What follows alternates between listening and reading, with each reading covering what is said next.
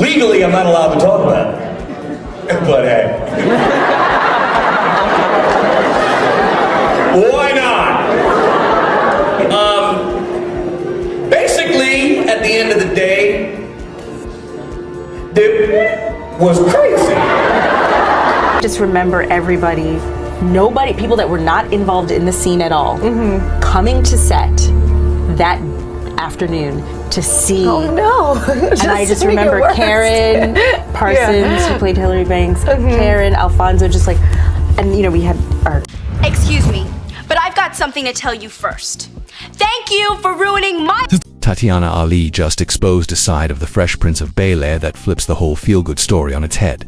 What looked like a close-knit, happy TV family was actually built on pressure, silence, and power moves happening behind the scenes. And until now, nobody dared to talk about it. But we're going in deep, starting with Will Smith's hidden struggles. Before the Fresh Prince ever hit TV screens, Will had zero plans of being a sitcom star. He was already popping in music with DJ Jazzy Jeff.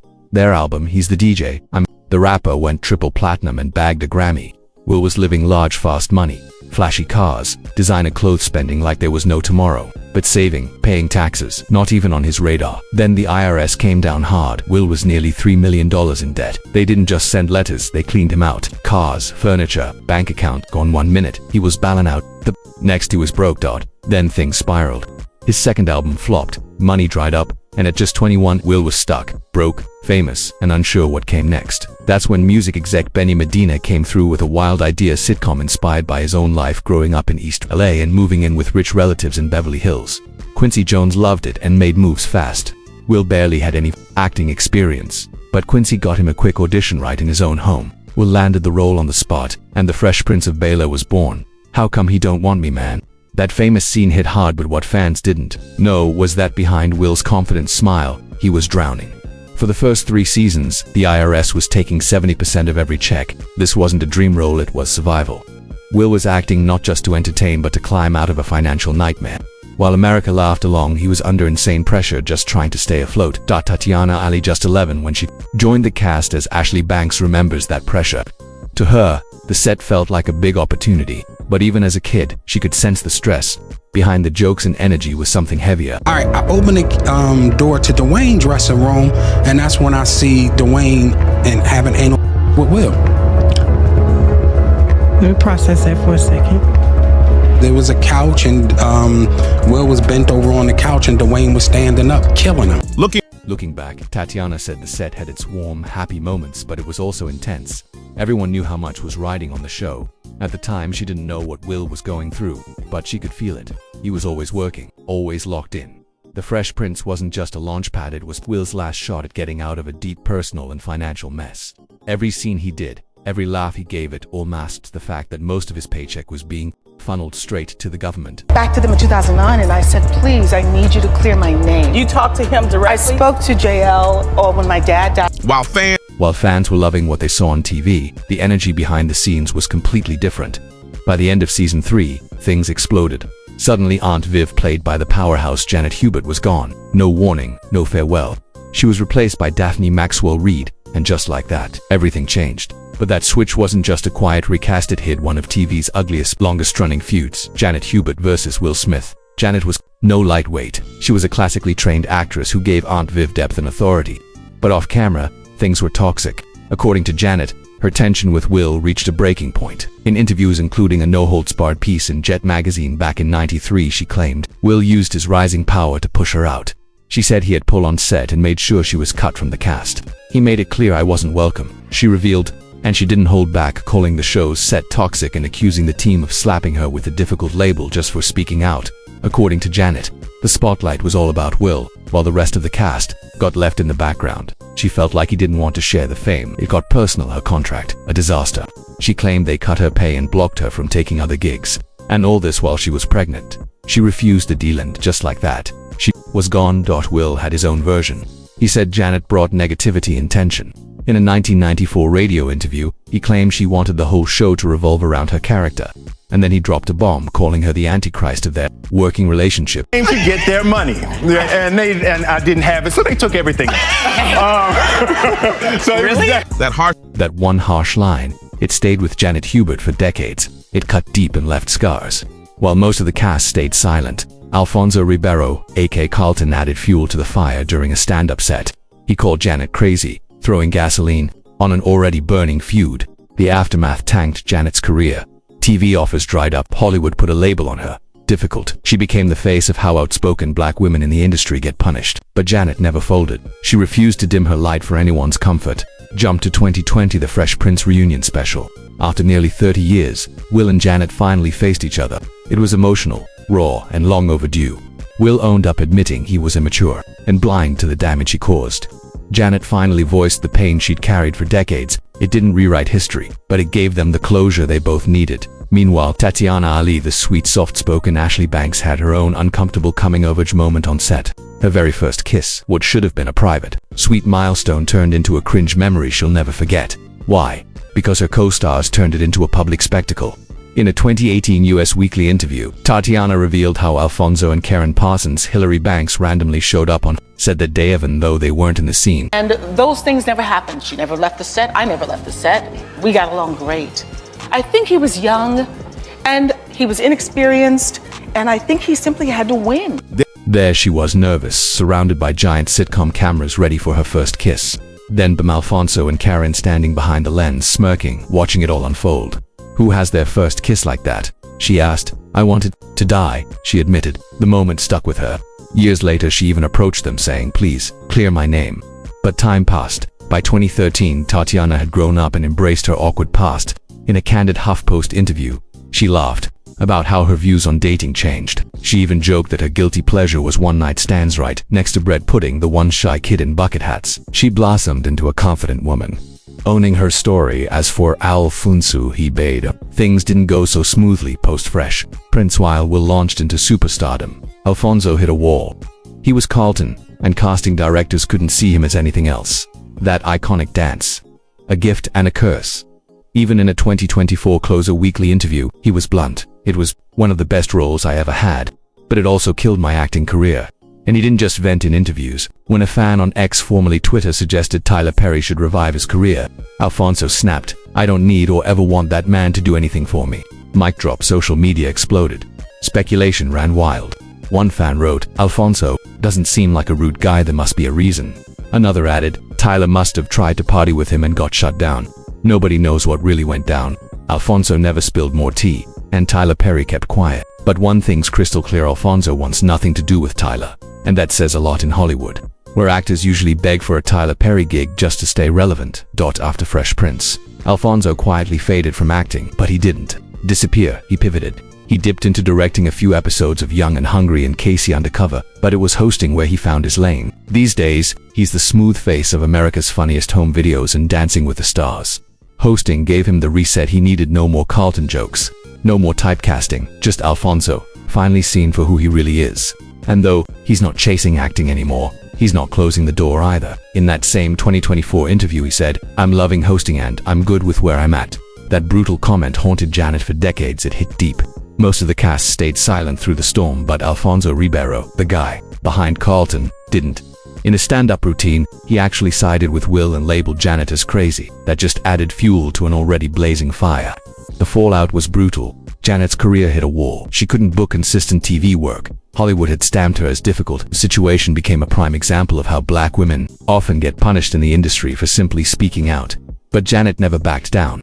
She wasn't about to shrink herself to keep everyone else comfortable. Then came 2020, nearly 30 years later. The Fresh Prince reunion special brought Will and Janet face to face again. It was raw, emotional, and long overdue. Will finally admitted he had been immature and blind to the damage he caused. Janet, in turn, opened up about the heavy pain she carried all those years.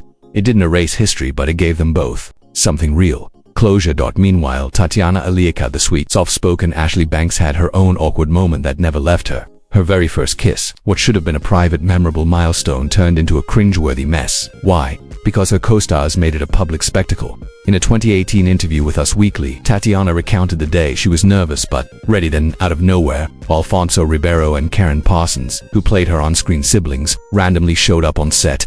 They weren't even supposed to be there.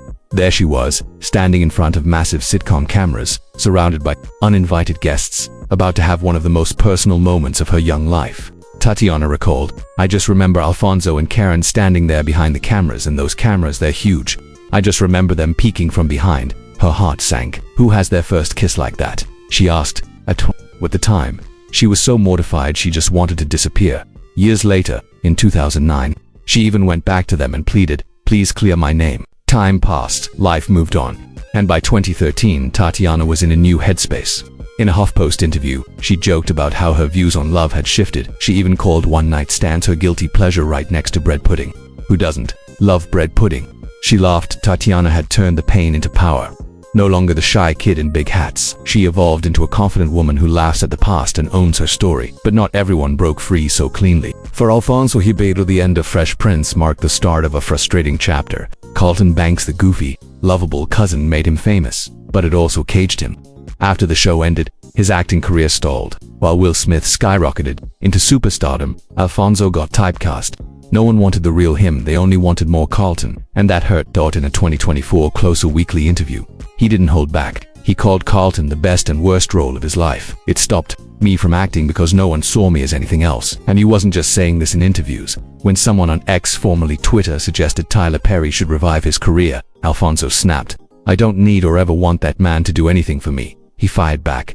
That tweet blew up. Fans started speculating. One user said, "Alfonso doesn't seem unreasonable. There's got to be more to that." Another added, "Tyler didn't offer him a drink or a role, so that response was unnecessary." But then came the real eyebrow-raiser. "Sounds like Tyler tried to party with him back in the day and Alfonso shut it down." No one knows for sure what happened. Alfonso stayed silent. Tyler never responded. But one thing's clear: Alfonso wants nothing to do with Tyler's empire. And considering how many actors would kill for a chance to work with Tyler just to stay relevant, that speaks volumes. After Fresh Prince, Alfonso faded from the Hollywood scene and leaned into something new. Host. He directed episodes of shows like Casey Undercover and Young and Hungry, but his main gig became hosting America's Funniest Home Videos and Dancing with the Stars. Hosting gave him a reset. No more Carlton jokes, no more boxes, just Alfonso was seen for who he is. Still, he hasn't ruled out acting completely. "I'm loving hosting, but if the right thing comes along, I'd consider it," he said. "Just not if it involves Tyler Perry." But Alfonso wasn't the only one still carrying Fresh Prince baggage. While he tried to escape a character, Will Smith was running from something much darker: his past. On screen, the culture clash between West Philly and Bel Air was played for laughs, but in real life, it was rooted in trauma. Will has opened up over the years about his childhood, especially one night he's never forgotten: the night he watched his father hit his mom so hard she collapsed. He was just 9. That memory never left him. It followed him into every relationship, every job, every decision. It shaped his obsession with perfection. While Fresh Prince was taking over the world, Will was drowning himself in work non-stop, trying to escape the pain. Every role, every red carpet, every smile was about more than fame. It was survival. It was about proving he could rise above his roots. And even when he was winning TV hits, movie deals, and the label of Hollywood's most lovable guy, the smile was a mask. That trauma still lived inside him. Then came the scene that broke everyone. "How come he don't want me, man?" That wasn't just acting, that was real. That was Will releasing years of pain on live television. Fans felt it. It was one of those rare, raw moments when the truth cuts through the screen. But even vulnerability couldn't stop the whispers. Some castmates said he let fame go to his head, that he changed, that he acted like the whole set revolved around him, and maybe it did. His star exploded. Others got pushed to the sidelines. Then, where came the bigger shockers? Not just attitude shifts or ego trips, but full-blown rumors that made fans take a second look at the carefully crafted image Will had built. He had the full Hollywood package: blockbusters, awards, a seemingly rock marriage. But the deeper people looked, the more cracks showed. One name kept popping up: Diddy. At first, it was harmless. Photos of Will and Diddy at parties, red carpets, after-hours hangouts. But when Diddy's scandals erupted, people started revisiting everything. The big twist: a resurfaced 2023 interview with Keith D. The man tied to the Tupac case claimed he saw Will and Jada at one of Diddy's notorious freak-off parties. These weren't regular celebrity shindigs. According to insiders, these events were wild drugs, unfiltered behavior, and hidden cameras. Bodyguards even claimed some of the footage was used to blackmail guests. Careers hung in the balance. As soon as Will's name got mentioned in that world, the internet blew up. What was he doing there? Was he just a guest or something more? The speculation spiraled. Then came Jaguar Wright, accusing Will and Jada of hosting their own parties, allegedly targeting young rising stars. That alone caused chaos. But the real bombshell: Will's former assistant Bilal, who worked with him for over 40 years, sat down with Tasha Khan, claimed he personally walked in on Will and actor Dwayne Martin during an intimate moment in a dressing room. Not gossip, not internet rumor. A direct allegation from someone in Will's inner circle. Jada clapped back instantly. On The Breakfast Club, she called the claims ridiculous and malicious, insisting it was an extortion scheme. She even mentioned legal action. But here's where it gets shady. There was no lawsuit, no sustandassist, no court filing, nothing. And this is a couple that's never been afraid to lawyer up. That silence, it only made things feel more suspicious. And just when it seemed like things couldn't get wilder, Keefe D circled back again, this time saying Will and Jada were also at one of Diddy's infamous Illuminati-style parties. According to him, the entire energy was off. Weird people, shady vibes. Something just didn't sit right. It ain't right, you feel me? He said. And he wasn't the only one raising eyebrows. Former bodyguard Gene Deal backed it up. He claimed those infamous parties weren't just wild, they were surveilled. Allegedly, Diddy's homes were rigged with hidden cameras, not for safety, but for blackmail. Gene said everything was recorded, who showed up, what went down, and who they did it with. And here's the real bombshell. Federal agents reportedly confiscated those recordings as part of their ongoing probe into Diddy's alleged underground network. That's when things got real dark for Will Smith. Online whispers and a video clip began making rounds. Some claimed Will appeared in one of those seized tapes. It got taken down lightning fast, but not before users swore it showed him caught up at one of Diddy's infamous freak-off parties. Was it real? Was it a deepfake? Nobody knows for sure.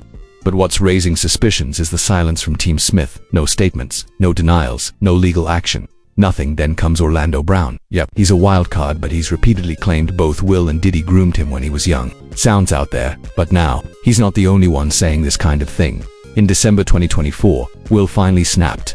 During a live appearance in San Diego, he hit the stage clearly agitated. He paced, his tone sharp. "I haven't said anything about this publicly," he said, voice rising. "Y'all need to cut out all that BS." He shouted, "I ain't been anywhere near no damn freak-off. I ain't been near that man. I ain't done none of that dumb *T. The crowd was stunned. Then, trying to play it off, Will cracked a joke about the thousands of bottles of lube found at Diddy's properties. Bad move. Instead of damage control, it fueled the fire.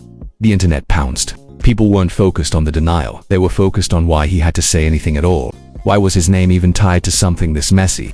And now, after decades of carefully building a squeaky clean image, Hollywood sweetheart, blockbuster star, family man Will Smith's mask is cracking. The polished Fresh Prince persona is starting to feel more like a disguise, because that show, The Fresh Prince of Bel-Air, it wasn't just laughs and theme songs. It was trauma, pressure, ego. Secrets. Will became a global icon, the face of a generation. But beneath all that shine was a man carrying pain and hiding it behind a perfect smile. Meanwhile, his castmates Janet, Alfonso, Tatyana, they were all carrying scars of their own. Broken friendships, career damage, and pain that stayed hidden. Until now. So if this hits you like it hit us, smash that like button, drop a comment, and tag someone who still knows every word to the theme song. And don't forget this. This is just the beginning. Subscribe for more wild truths and behind-the-scenes secrets.